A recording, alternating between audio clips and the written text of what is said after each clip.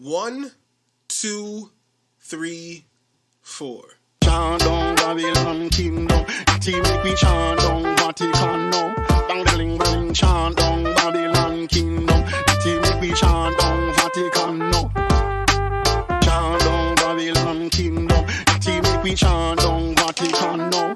Bang bling bling, chant down Babylon kingdom, team make we chant down Vatican now. What up, y'all? It's Babylon 5 Podcast. It's your boy, Jermaine Events. How are you guys doing? It's episode 117. Calling this bad boy Hookie Dookie. Shout out to Bill Burr, who was right here in Milwaukee, Wisconsin last night. 2 shows. Both sold out, I believe. It was a pretty good show. But yeah, that's why I'm calling this Hookie Dookie. As I'm just saying that right there, I'm like, fuck, probably I should have arranged this where I talk about Bill Burr first. But I did not arrange it that way. I did not arrange it that way. And I won't do it that way. I'm looking at it, I'm looking at the script, and I'm like, why did I put it this way? And I think it flows a little better the way that I have it. But this is episode 117. We're calling it Hookie Dookie, which is in reference to, it was just a phrase that Bill Burr kept saying in reference to what we do in Wisconsin. He's like, you do this, and then you do your Hookie Dookie. Like, he just kept saying Hookie Dookie, like, as in reference to what we do here in Wisconsin. So this episode is 117, Hookie Dookie. Shout out to Bill Burr for a fantastic show last night. Hope you guys had a great week. I hope this upcoming week is even better. You know, I hope everybody's prosperous out here. I hope you're prosperous out here, ladies and gentlemen. I hope everybody's succeeding. Tell me if you know someone that needs Jesus. Oh. And speaking of Jesus Lord, I'm not religious, but speaking of Jesus Lord, the song by Kanye West, ladies and gentlemen. As I mentioned last week, Kanye West did an interview with Noriega, with Nori on the podcast Drink Champs. And last time I checked, in 9 days, came out 9 days ago from when I'm recording this. When you're allowed to hear this for the first time, it'll be 10. Anywho, from when I just checked it, there was 7.9 million views on this interview. I talked about it last week. And 2 days ago, they dropped the part 2 of this, ladies and gentlemen. One random thing, though, Nori... Shout out to Nori. Boricua, Morena, Dominicano. Anywho, shout out to Nori. But the nigga was like, what's the word you say after Jesus in the song Jesus Lord? Kanye's like, we say Lord. And it was funny to me because I was watching the first part of the interview, and Nori had mentioned that song a few times and only said Jesus. He only called the song Jesus and not Jesus Lord, which is the name of the song. Like, it says it, Jesus Lord. You know what I'm saying? And he would only call the song Jesus. He was like, that's my favorite song, Jesus. It's my favorite song on the album. But it's called Jesus Lord. And in the second part of this interview, he was like, hey, me and my kids love that song. We sing it, but we have no idea what you say after Jesus in the chorus. And Kanye's like, I say Lord. I say exactly what the name of the fucking song is. I thought that was real random that Nori couldn't hear or couldn't understand this nigga was saying Lord.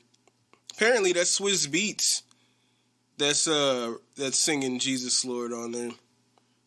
Just a little random tidbit there. But yet Kanye West, or AKA just simply Ye once again goes off. Now, I didn't mention last week, I was saying to my wife, in private, ladies and gentlemen, I was saying to my wife that I purposely did not mention that Kanye was repeatedly in the first part of the interview, and he was doing it a lot in the second part. He was kind of calling out Kamala Harris. He was really going at Kamala Harris. He was saying how Big Sean and Common and all these guys, John Legend, they were so eager to bash him in the media and support this woman that we haven't seen since the election. He kept throwing out there, we haven't seen her since the election. Right? So then that told me, as I was telling my wife, I was like, when he kept calling out Kamala, mind you, I didn't mention this to y'all last week because I was just like, all right, that was just one interview. I'm going to just leave it alone. Because whenever he mentioned Kamala, the whole room got quiet. And I got quiet about it. You know what I'm saying? I just had a private conversation with my wife. I was like, I'm not even going to talk about this on the episode. But I am here now. He kept going at Kamala. He kept going at the Democratic Party in general. He said that we as a people are brainwashed to just support the Democratic Party when they haven't done shit for us as a people, like, ever, is what he's saying. And he was saying how, like, and people, and he mentioned it back when people were trying to cancel him for wearing the Trump hats. He mentioned it, and he mentioned it again now, that back in the day, we used to look at Trump like he was cool. You know what I'm saying? Like, all the rappers, all hip-hop talked about, you know, Trump Tower, just Trump this, the Donald Trump that. You look at Mac Miller, Donald Trump, yada, yada, yada. Until this nigga became president and all that, then it was like, you know what I'm saying? He was saying wild shit in the news. Wild shit in the news. But, so Kanye supported him. And then Kanye was mentioning that, you know what I'm saying, the fact that we used to think Trump was cool before they said he wasn't. And he's like, we don't even know who these people are. He's like, who is the mayor of Chicago? We don't know these people. They just put these people in front of you. He's like, at least we know, like, we all knew Trump. We don't even know these people. I was like, fuck, yay. Stop making so much goddamn sense right now. I mean, I would never vote for Donald Trump, but because he was there and he was evil. There's a lot of evil, a lot of hatred. That's what I didn't understand. That's the whole thing with Ye is like, are you not seeing this evil? Are you not hearing all this hatred? You're not seeing these tweets? I know you're saying right now, like, yo, we don't even know who these people are. All right, I hear you on that. But at the same time, are you not hearing the shit this man is saying? I was saying to my friend Andrea, like, how my old friend Rashid I used to hang out with all the time, how he would like fucking defend certain things that Trump said. You know what I'm saying? He would defend a lot of the shit that Trump said online. He'd be on Facebook defending Trump. And it's like, but he would try to like phrase it. He would try to like, because when people would come at him, naturally, he'd play victim and be like, and pull the whole like, no, I'm just defending like his right to say it. But it's like, no, you're tying yourself in. But it's like, when you step in and defend that specific person, there's millions of people you could be like using in examples. You know what I'm saying? For the point that you're trying to make. But you're specifically choosing this person and the things that this person is saying. And it's like, do you not hear the hatred? Do you not hear the hatred? I know you want to like, I'm down with fucking free speech, nigga. I'm down with protecting that. But like, does Kanye not understand? Do you niggas not understand? Do you Neegies not understand What this nigga, you don't hear what this nigga's saying? Like, there's other examples. There's other examples that you could use that everybody would be like, okay, yeah, I agree. But you had to choose the nigga that be grabbing pussies to be like, yo, but we all thought he was cool. You know what I'm saying? You don't gotta do that. You ain't gotta do that. Fuck.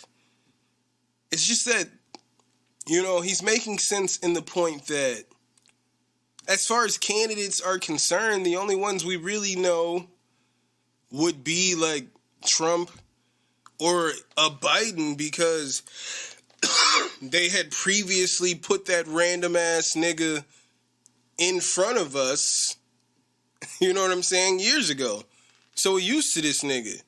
But Donald Trump is like some nigga that put himself out there in the media and all over the place that we've all seen. We all knew. This only person like or hate. He's literally the only person we know about out of all these people. Like or hate. So I see where Kanye's coming from in his stance, but I think like, because he was still like, I still support Trump. I'm still red hat. And it's like, I don't know, you could choose other examples. And I think your point, sorry, ladies and gentlemen, I think your point would come off just a little bit better with better examples, but I see your point. Sorry, I don't know what's going on here. I just randomly had a cough attack. Killed this bottle of smart water here. I'm not the biggest smart water drinker motherfucker, but it was right there as I was leaving the store, and I was like, I'm not walking around for another bottle. So I drank smart water. I'm bougie, nigga, yeah. I've seen videos where like the pH levels in this fucking smart water weren't exactly where I wanted them to be, my nigga. If y'all like, why is this nigga saying something about smart water? Because the pH levels ain't where I need them to be, my nigga. The pH levels ain't where I need them to be. Apparently, Kim Kardashian is about to pass the bar. I had heard some shit about her becoming a lawyer, but I didn't know how serious it was. Kanye was talking about industry plants, but industry plants in the industry in a way that, like, because he's Kanye, he's Kim, and, well, he's saying because Kim is trying to pass the bar, there was some lawyer or some shit that was, like, her tutor or whatever for whatever the fuck she was doing. Some dude that was giving her information. Maybe her instructor. But she said that, like, Kanye and, like, other people were, like, listening to this, like, video conference or some shit one day. And this dude was an idiot. He was telling her, like, wrong information. And he feels like that's an industry plant. That's the industry sending this person in because they don't want Kim to pass the bar. Because he says once Kim passes the bar, now the fucking, now the shirt, you know, comes up a little higher. Now the dress, now the skirt gets a little lower. You know what I'm saying? Now she's more prominent, more, you know, now people are striving to be lawyers. He's saying now little girls, they're saying because Kim is so influential that if Kim was to pass the bar and become a lawyer, then all these little girls that watch the fucking nonsense-ass show, like Keeping Up with the Kardashians, I don't think that show's on anymore. But all the people who watch these fucking women and want to be like them, now they'll strive to fucking be lawyers. And Kanye feels like that's just not what the powers that be want for a society, honestly, is what he's saying. He's on some woke shit, ladies and gentlemen. Kanye was on some woke shit. He was on some real woke shit. He had Larry Hoover Jr. there with him on part 2. Free Larry Hoover. It was just real dope to have Larry Hoover Jr. there. They're talking about the case. They're talking about how Trump had done things to help get Larry Hoover out of prison while Kamala Harris had done things that were keeping him in prison. These were the examples that Kanye was bringing up where it was like, damn, yay. Like, damn, bro. Like, you know what I'm saying? The room gets quiet when he would mention these things about Kamala and the things about Trump. Because even if he's making sense, it's like, as I'm saying, like, do you not hear the hatred? Do you not hear the hatred? So it sucks that he is that fucking shitty of a person at this time. Because if he does have that side where privately this nigga's helping motherfuckers, like, why do you put yourself out there to be this fucking terrible person? Jesus Christ. It's so confusing.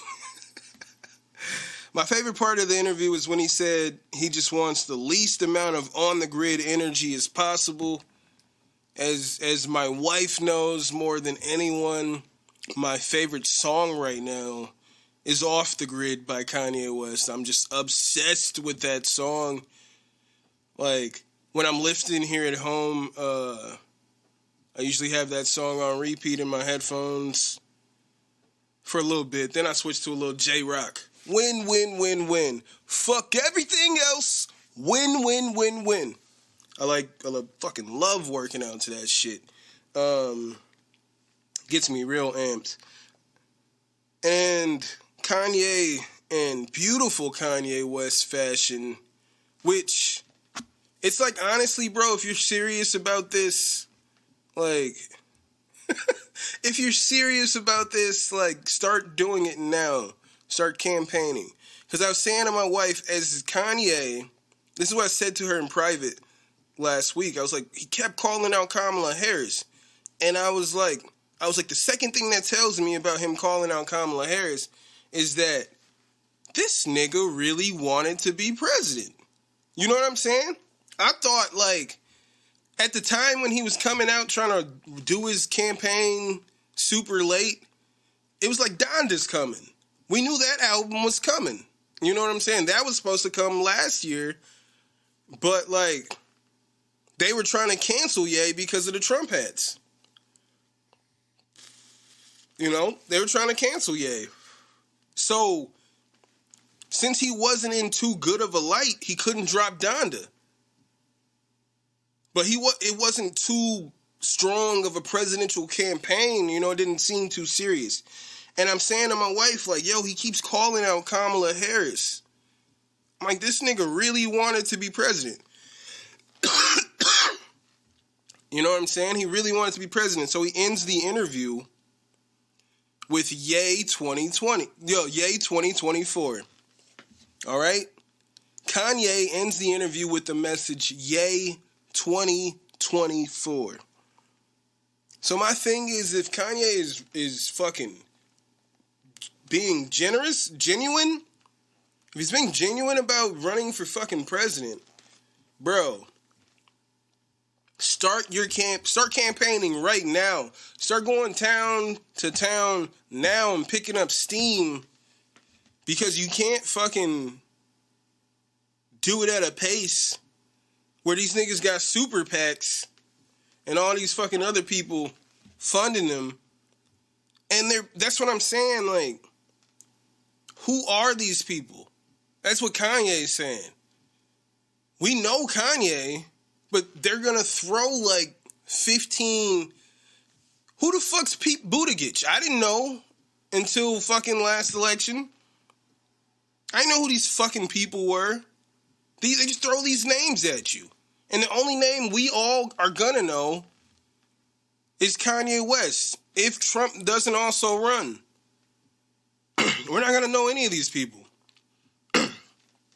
There's fucking conspiracies that Joe Biden's not a real person that I came across. That he's a fucking robot. People saying that they haven't seen Joe Biden. Like, it's rare that you see Joe Biden in public, is what these conspiracies are saying. But then, all I'm saying is, we don't know any of these motherfuckers. And then it usually comes down to whatever the media is telling us, good versus evil. You know what I'm saying? Every time it feels like good versus evil. It wasn't just Hillary Trump. It wasn't just Biden Trump. It felt that way with McCain and fucking Obama. It felt that way with Romney and Obama, definitely. Jesus. Both them niggas felt like some Klan level motherfuckers. High-ranking Klan members is what I felt like from the niggas. Especially that white-haired ass nigga. Them fucking Draco Malfoy ass niggas, I'm trying to tell y'all. Them Draco Malfoy ass niggas. Was that McCain? I don't be fucking with them niggas like that. Definitely not. Man, that shit just like... Pardon me. I was recording and then all of a sudden like audio just like cut out. And I was like, what the fuck? I had to stop. I was like, nigga, I was just in a groove. So like, I was like, I don't know if I can come back in with that energy, but I was trying to listen to it and see. But you know, I don't fuck with them Draco Malfoy ass. Fucking McCain, but it's always felt like good versus evil. You know what I'm saying? Bush. Who ran against Bush? I don't remember actually. They lost. I don't remember. The fat dude. The fat white dude that was talking about climate change. I forget. I don't know the nigga name, but he lost. He lost to Bush, but I'm saying it always felt like good versus evil. You know what I'm saying? It definitely felt like evil won when Trump won. It felt like evil had won. So hopefully, good will win in 2024 when Kanye West runs for the President of the United States of America. And if you guys want to follow this podcast on Instagram and Twitter, it's at Babylon5Pod. You can follow my personal account at My Name's Jermaine. You can email this podcast at Babylon5podcast@gmail.com. You could follow this podcast at Babylon5.podbean.com. You could listen to this podcast on Podbean, Stitcher, Spotify, Apple Podcasts, iHeartRadio, YouTube, pretty much anywhere podcast stream. If you guys are on Xbox, go ahead and add me at SauceBoss414. Go ahead and add me at twitch.tv/Babylon5. You guys can go buy some merchandise right now. Go buy a t-shirt. Go to teespring.com/store/BOFpod-shop. And lastly, don't just be my Niji, be my patron. Head on over to patreon.com/Babylon5pod. Before I get into this next topic, I was saying Niji, right? Niji. I'm trying to get out of the habit of saying nigga, and I mean, if I'm going to replace it, I guess, with anything, it would probably be Niji, which, you know what I'm saying? It's something I learned from, I watched like a lot of Dane Calloway videos and things like that. And he was just saying, like, that's what our ancestors, people like me, melanated brothers like myself, what we referred to each other as originally was Niji. You know what I'm saying? The word nigga,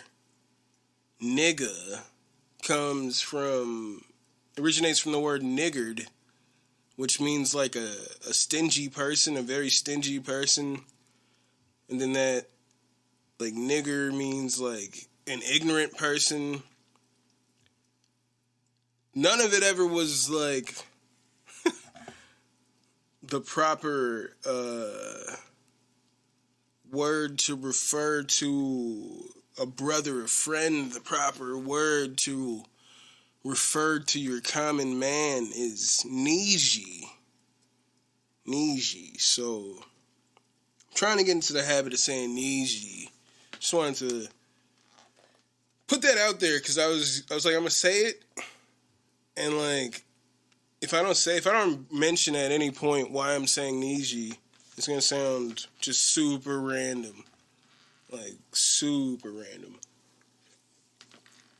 And even with the explanation, it might seem a little random, but I feel like you guys should check out Dane Calloway.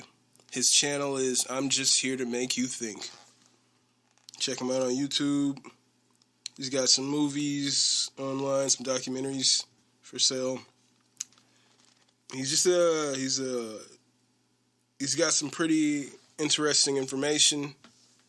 You guys can look at the YouTube videos or whatever, and then like research some things. You know, you don't have to take it as it is.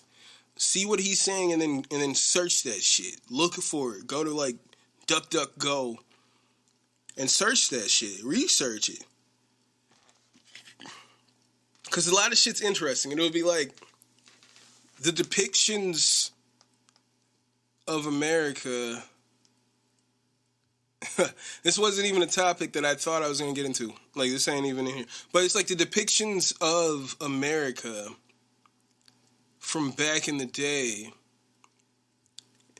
And the way it was described that all the people looked like me. You know what I'm saying? They didn't look like... There was no... like how you see, like, Pocahontas, Native American... It's like not what the people looked like. The people looked like black people, if you will. Not necessarily, I don't like to use that term, black, for people. Us melanated people.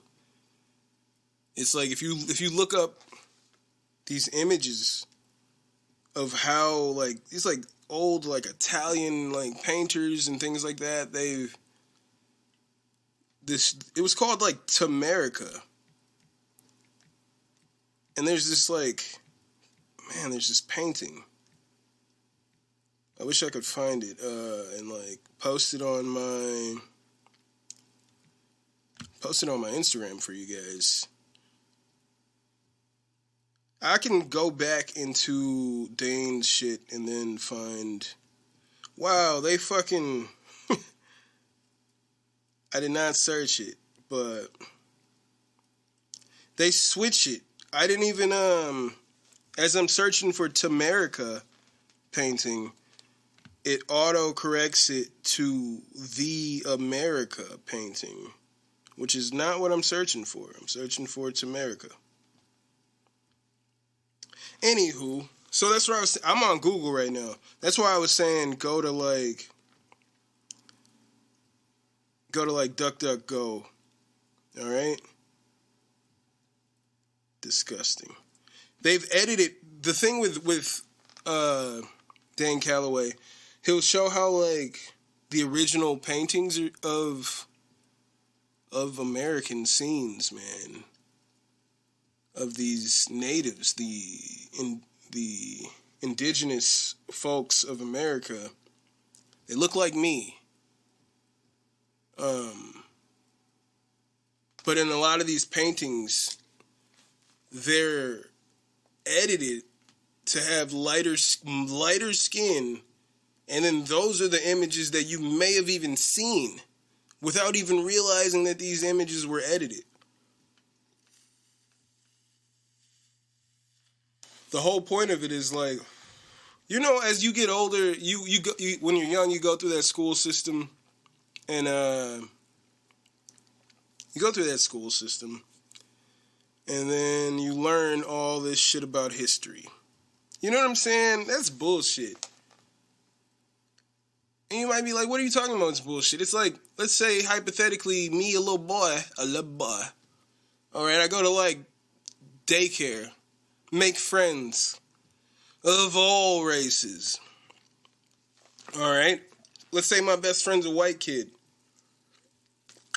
Then we go to kindergarten. We playing like we always do. K4, K5. We're best friends.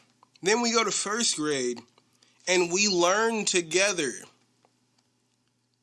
in school, just randomly, that people that looked like me were subservient or slaves to people that look like my best friend here. We learned that together in school, along with a bunch of other things. And my point is, it's like Santa Claus or the Easter Bunny. You know what I'm saying? As you get older and start to see things, all those things you were told when you were younger, you're like, yo, that wasn't accurate at all. It wasn't accurate at all. It's like, why was I even told that? You start to see that, like, Christopher Columbus never discovered America. You're like, what are you talking about? Like, oh, because it was people already here. No, that's not what I'm saying. I'm saying there's maps all over the world with America on it that was even in Europe, and it was a whole commissioned thing to go to the Americas. It wasn't like, oops, we landed in the Americas. That wasn't a real thing, but we were told that regardless of those same children, while they're in school learning that shit, they could do a search and find out that everything they're reading in that school book is inaccurate. It's inaccurate to the truth of what actually happened. As you get older and you can do your own research, you're like, why was it told to me this way? And it's like, where does it end? You know? Where does the nonsense end? What part of that was just the truth for all of our benefits? You know what I'm like? Was it for whose benefit? Like, because, yeah, it's just weird. So just check out the brother Dane Calloway, I'm Just Here to Make You Think. And one thing that annoys me that I've been seeing in the news is this whole Kyle Rittenhouse case, man. It's fucking annoying. Because we all know how this is going to play out. You got the judge, his cell phone rings in the middle of the trial. I think the prosecution is giving a speech or whatever, like opening speech. And the judge's cell phone rings, and it's apparently his ringtone. I didn't know this until I saw it on Reddit. But the tone that, the ringtone that plays for the judge is apparently the same song that plays when Trump walks out at rallies. That just so happens to be the judge's fucking ringtone. He never apologized for his phone being on in court. His phone ringing in court. He didn't apologize. He just turned it off and looked angry. He was yelling at the prosecution for all kinds of shit, saying they're being unprofessional. It just seemed weird how he was coming at them. This is before I saw the cell phone situation. I was like, why is he yelling at these people? Then the Trump thing plays. Then I see that the prosecution, they're trying to show the jury, because this Kyle kid fucking does this fake crying. They said it was like PTSD. I saw some headline saying the kid had PTSD on the fucking stand while talking about murdering two people. How he murdered two people. And he broke down. And the next day, the prosecution wanted to show the image because this nigga shot people. Then I think he got arrested, got out, and went to the bar underage, was at the bar drinking, and it's pictures of him in a shirt that says free as fuck. And the prosecution was like, so we have a photo and all the other people's faces are blurred except for Kyle, and we just want to show the court like this because it'll play to how sincere he was possibly being the day before when he was crying, when right after he did this, he's at a bar celebrating, wearing a shirt that says free as fuck. The judge denies that motion, does not allow the jury to see this this picture. All right? We know how this is going to end. Well, we don't. We know how the judge is trying to sway the jury. He doesn't want the jury to see anything.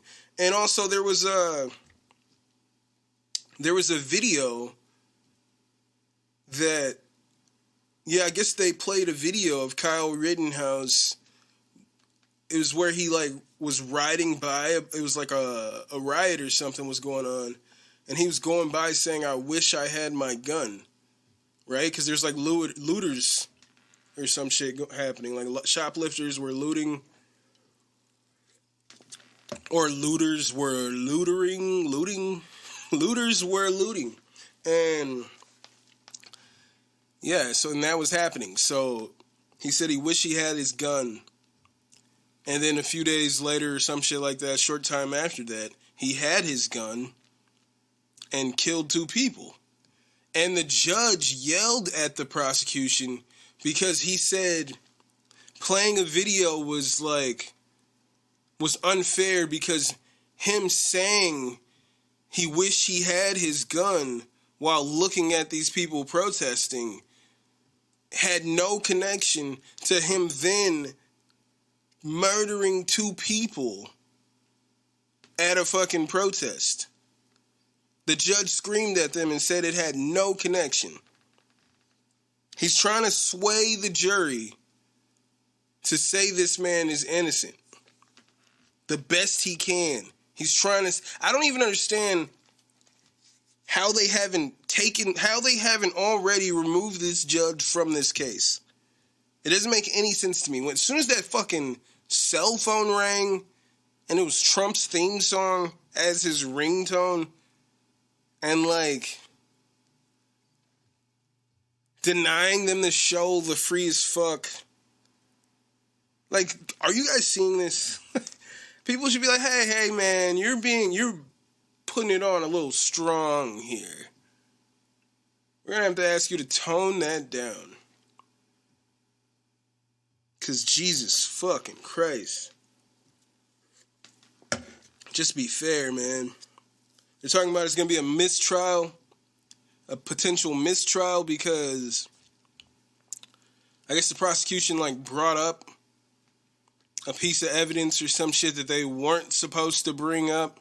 Judge flipped out on them. And now the defense is asking for a mistrial. So who knows what the fuck's gonna happen? He could walk away free as fuck, just like the t-shirt said in the photo that the jury was not allowed to see. It's unfortunate. Because just as, like, right as they're fucking covering, I'm seeing these fucking headlines, and I'm like, God damn it. He's going home free. He's going home free. I had like 3 or 4 different notifications telling me that he cried. Like 4, and I'm like, I don't even get this much notification for shit I care about. I don't give a fuck about this nigga. And I got like 4 notifications about this shit. This nigga is probably gonna go home free. On a lighter note, Bill Burr was in town, ladies and gentlemen. Went and saw Bill Burr last night with my wife. And honestly, the hilarity started before we even got into the fucking venue. There was a couple ladies that fucking ran up. Well, they came from the front of the line. And they were like, hey, we just want to let everybody know that if you're not vaccinated, they're going to test you up there. Right? They scream, it's two ladies, one lady screams that.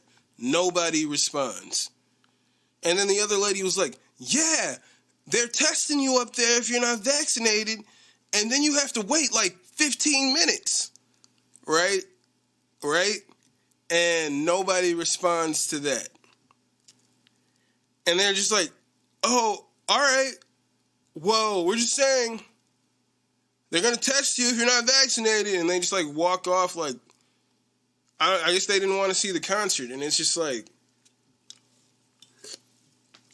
then everybody over there collectively just started making their own jokes about these fucking girls. But it was just like, nigga, when you buy these tickets, you gotta, Niji, when you buy these tickets, you gotta click yes to this, like either be vaccinated, have proof of vaccination,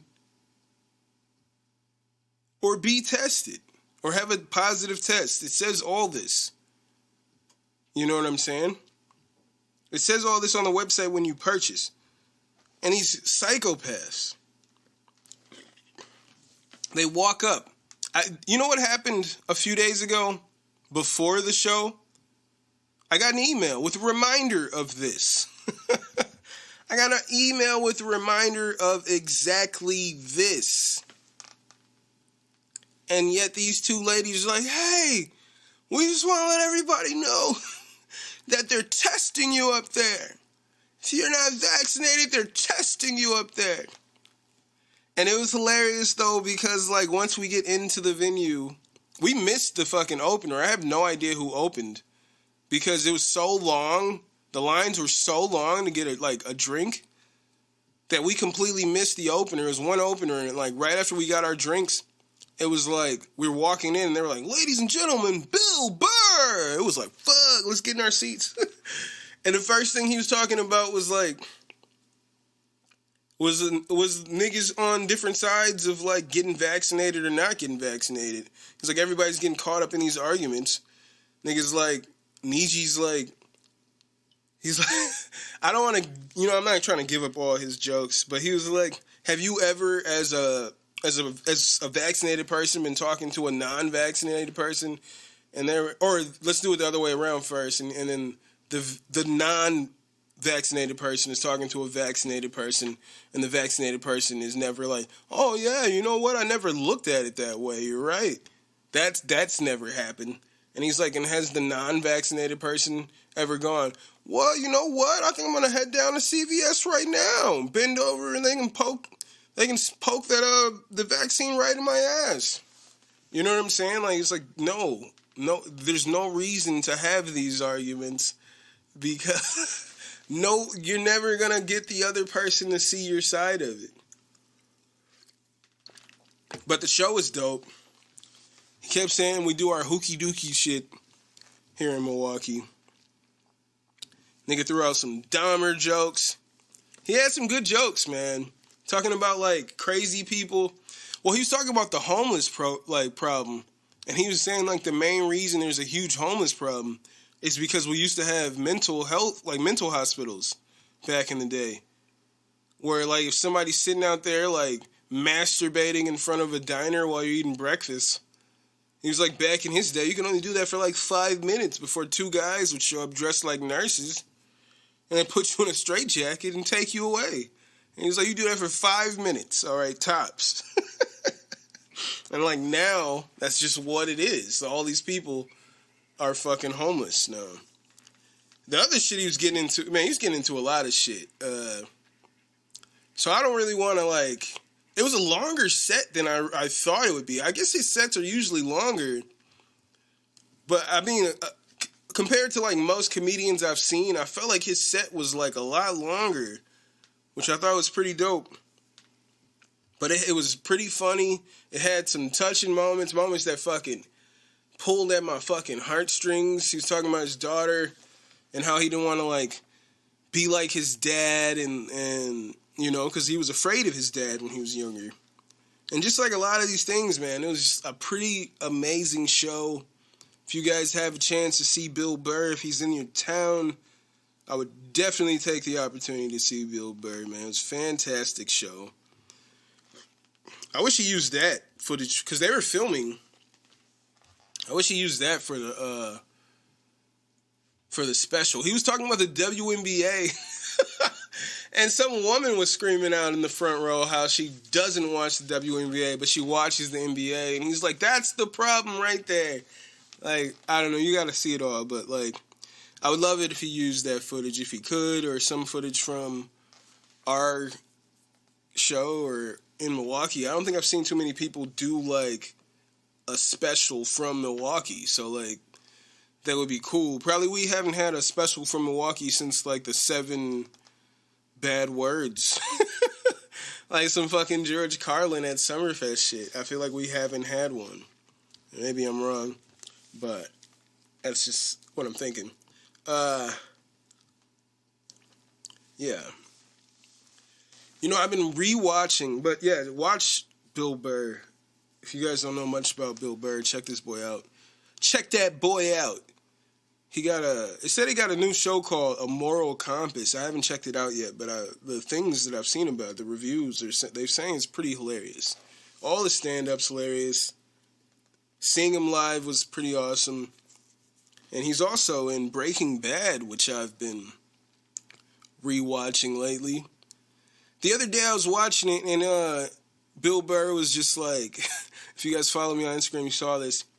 But he said Babylon 5. He was like, I was listening to this guy, and all he did for 2 hours straight was talk about something called Babylon 5. I was like, oh shit, Bill. And I was real hype about that. But like, this show is dope at the same time. It's dope, but at the same time, it's got like 1 million plot holes.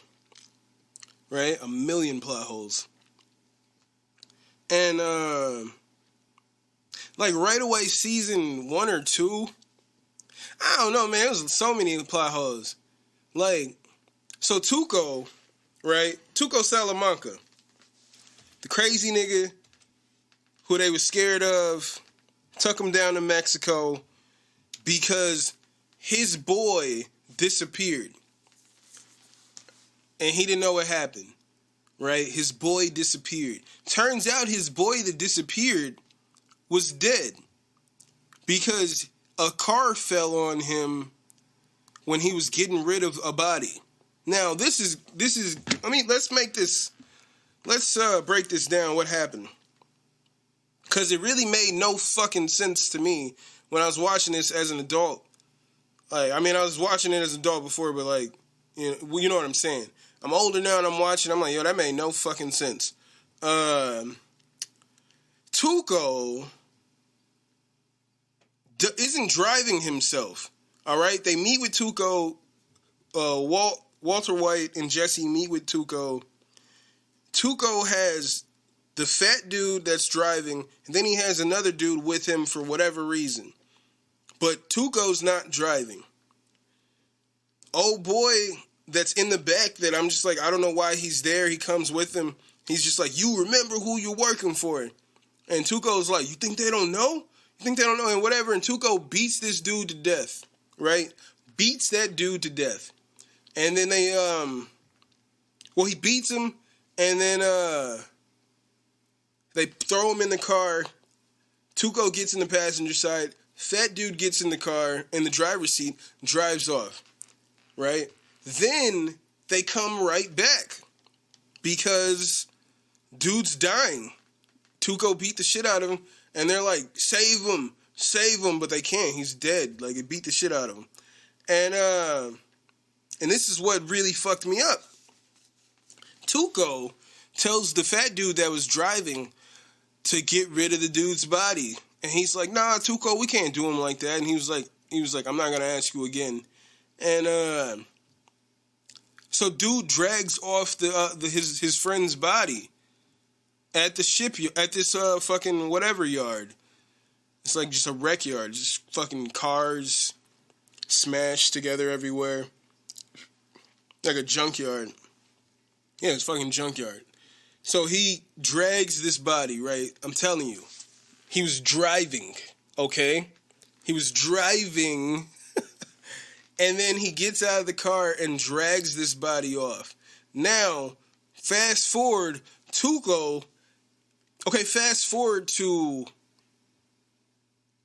Walt getting a phone call from Hank, who's a DEA agent, and Hank is like all giddy laughing. He's like, let me send you this picture of these two dumbasses. And it's a picture of the fat dude that was driving and the other dude is under a car. And the fat dude, half his body got crushed by the car, by the stack of cars. When he was putting the body under the cars, the car shifted and crushed him. All right? Now, he was driving. Tuco then kidnaps Walter White and Jesse, takes them to Mexico, tells them he hasn't seen that dude since that day. He was driving. You're telling me you told him, hey, just get rid of the body. The cars fell and shifted. He never came back to the car. And you just left, and you were like, I think he's talking to the police. What? He never came back to the car. You never looked for him? According to how that episode showed out, where Walt gets the picture of the bodies crushed right there, he's wearing the same clothes, he never came back to the car. And yet Tuco is just like, I don't know where he is. I think he's talking to the police. Because they said the police rounded up all his people except for that dude who was driving your car and never came back to the car. You fucking psychopaths. I was like, right away, so I think that's like season 2. And right away I was like, whoa. That made no fucking sense at all. It made no sense. Like, why would he... I was like, did he not have the keys? He drove. And then he never came back to the car. And then Tuco was just like, I'm tired of waiting, and just left him there? I'm so confused. He never came back. He was driving. And then never came back to the car. And then all of a sudden, Tuco is stalking them with that car. And, you know, I was like, yo, that made no sense. And then I'm like toward the end of the series, and Jesse, right? He's smoking weed. He's about to, if you've never seen it, spoiler alert, but he wants to do the thing that they can do if you have enough money or whatever. They'll just take you, give you a new identity, put you somewhere else, like witness protection type shit. Start a whole new life. So he was going to do that, but he like had weed on him, and they were telling him like, yo, you can't take that with you. Like if you do any nonsense, he's just going to like, the deal's over. He's not going to do it. And Jesse was refusing to get rid of his weed. But they had already like established that Huel can like pickpocket motherfuckers. So Huel bumps into him, pickpockets the weed off of him apparently. So when Jesse is about to get in the car with this nigga, he touches his pocket. He was about to look for the weed. He has some joints rolled up, but he realizes that they're gone, and it hits him that Huel bumped into him, and he pulls out a pack of cigarettes, and then he's reminded that before like his girlfriend's son or whatever got fucking sick, they thought he got poisoned, like fucking Jesse had fucking the poison or whatever hidden in a cigarette, in a vial in a cigarette, in his pack. All right? It wasn't just a loose cigarette. Had a vial in a cigarette, then put tobacco back on the fucking cigarette, So it looked like just any cigarette, and put it back in the pack. All right? Huel, he realizes, Huel bumped into me and took the cigarette. So then Jesse kind of leaves, goes back to the office, beats up Saul Goodman, and gets him to admit that, yeah, we had Huel steal the cigarette. So then I was just like, yo, that's another fucking huge plot hole. Because it wasn't like Jesse lost the pack of cigarettes. That's not what happened. Huel did not take the pack of cigarettes. What you guys are telling me as the person watching this show is that Huel bumped into Jesse, and in a matter of like 5 seconds, 3 to 5 seconds top, he was able to take that pack out of Jesse's pocket, open up that pack, somehow figure out which exact cigarette was the fake cigarette that had the poison that he needed in it, take that one cigarette, and then put the cigarettes back in Jesse's pocket. Because he still had the pack of cigarettes, but just that one cigarette was gone. That's what you're telling me must have happened. I was like, yo, this is a dumb-ass fucking plot hole right here. Y'all could have done that so better, but I was like, fuck, man. There's crazy plot holes. There's a lot of plot holes to Breaking Bad. Quite a few plot holes. But like these, like that, the cigarette thing there, I was like, how the fuck did this nigga just magically grab the one cigarette he needed out of a pack? Like, it's 20 cigarettes in a pack. You just randomly knew exactly the perfect one you needed? What are you talking about? In 5 seconds? How did you do that without looking at the pack? You know what I'm saying? How did you do that? That was pretty silly. I'm almost done with the series. I'm going to keep watching because I'm toward the end. But I'm like, yo, as I'm watching, I'm like, yo, it's so many plot holes. And that whole thing with Hank's wife who, like, steals or goes to fucking houses and steals, but, like, makes up these, like, crazy lies that she's this person. Yeah, I was like, that whole storyline was just put in for no reason. It was there just to, like, have something, to have the character do something. Like, it meant nothing for anything.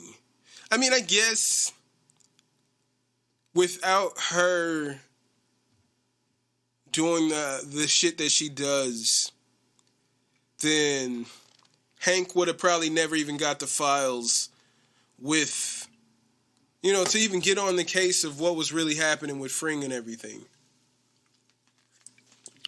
So I guess maybe it's all connected, but there's so many holes. There's so many plot holes. But this weekend, we just had UFC Vegas 42, ladies and gentlemen, which was headlined by Max Holloway versus Yair Rodriguez. If you guys heard me last week, I was like, I don't even really see a path to victory for Yair Rodriguez. And boy, I couldn't have been more wrong. I mean, he did not win the fight, but he definitely won respect from everybody who watched that fight, man. As I'm saying here, my scorecard doesn't matter, but as I watched the fight, like my wife and I, we were heading to the bar. We were gonna get some food and get a couple drinks before Bill Burr, but the whole time I'm like watching the fight on my phone.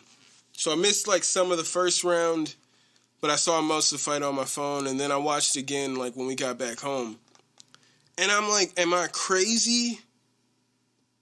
Or is Yair winning most of these rounds? I gave at least 3 rounds to Yair, man.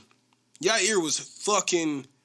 It looked like he was beating Max Holloway up, and he was. Max Holloway has porous defense, man. He virtually has no defense. He's good. He has good counter punching. He'll let you come at him, but like, man, it's like I'm watching the fight and I'm like, whoa, this is crazy. And then I watched, like, breakdowns with the Weasel, and I'm like, yo, he really has, like, terrible defense. He's almost no defense. He just, against Volkanovski, like, what was the story after that? Like, everybody was saying my legs are real bad, but, like, I'm over here dancing on my legs. Like, it's always like, bro, how are you still standing? You've taken so much damage to the legs. Yair was all over this man. Yair was all over this man. He had, like, basically no defense at all. And, you know, in hindsight, they were showing, like, highlights of him fighting, like, Ricardo Ramos, I believe, is who he was fighting in that thing. And they're just brawling, just throwing wild punches.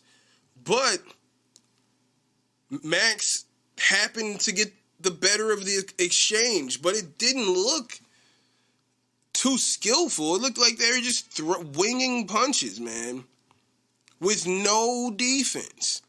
It's not like, you know, it's not like he's slipping a lot of these punches. He's just coming forward, man. Fuck, dude.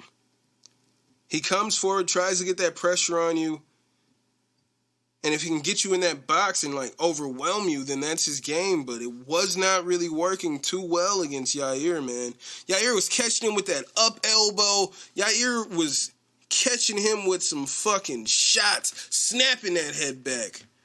Yair looked fucking great, all right? I'm not saying it was one-sided. Yair definitely took some abuse in there. He definitely had to fight back from some very bad positions. Yair's a fucking dog. I was counting Yair out before this fight. That's done. I'll never count Yair out after this fight. He lost, according to the judges, but I felt like he could have won that fight too. Could have been a draw. I felt like he could have won that fight. It was a fantastic fight. Congratulations to Max. Congratulations to Yair. UFC put on like 3 straight weeks, I think 3 straight weeks, if not 4, of fantastic main events. It ends here, but but they had some great fucking main events, like back to back to back. Dana White says the trilogy between Max Holloway and Volkanovski is most likely next. So that's what we're getting. For Yair, man, I guess, like, he's at number 3 right now.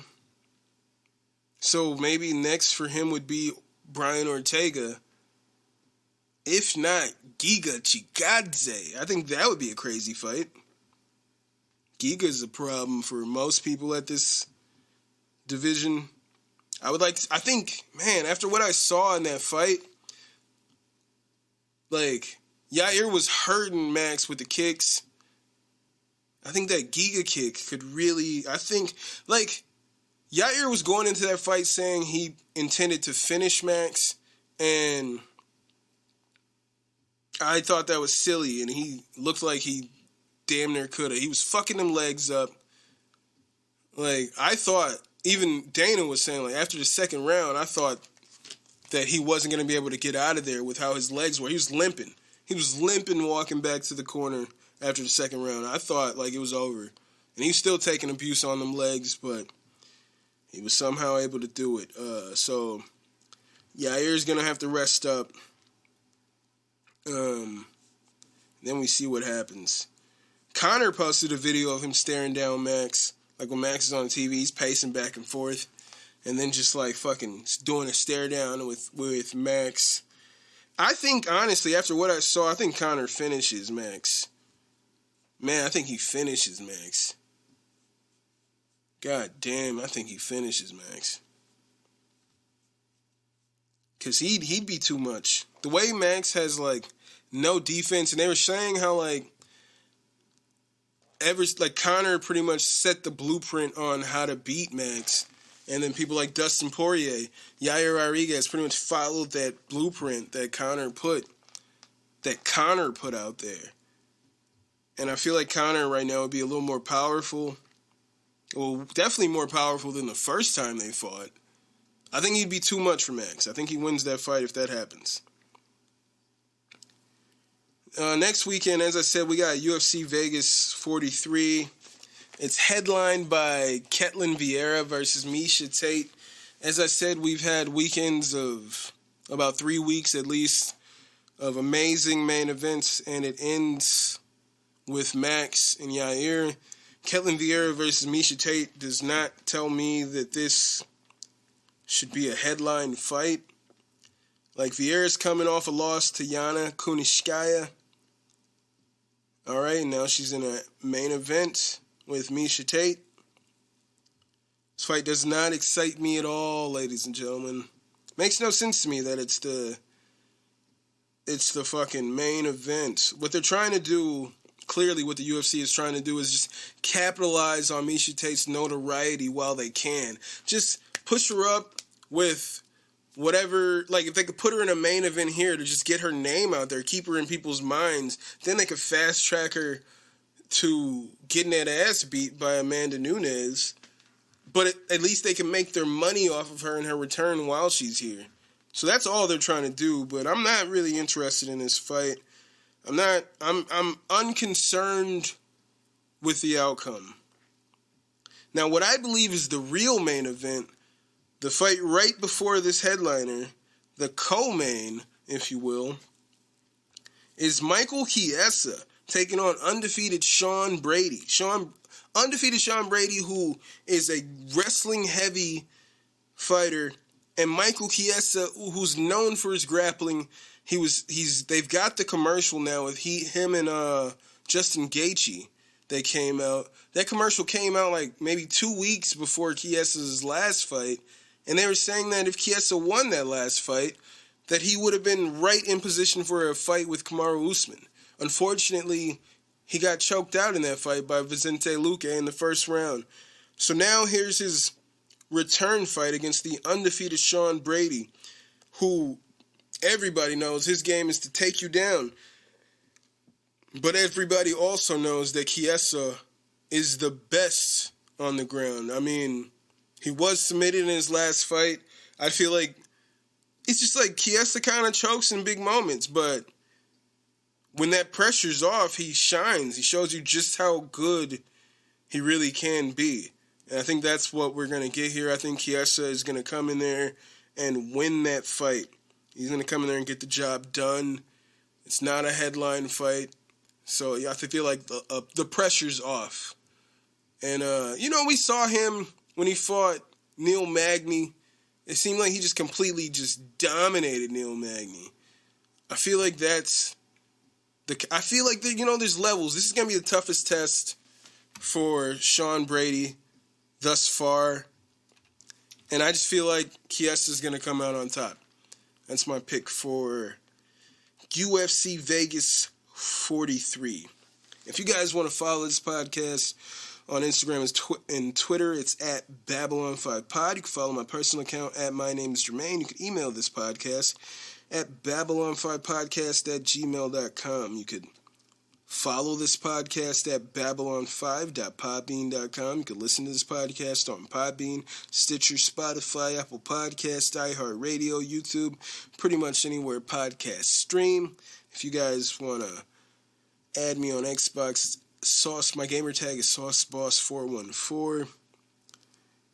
You guys can follow me on Twitch at twitch.tv/Babylon5. Go ahead and cop some merchandise at teespring.com/store/BOFpod-shop.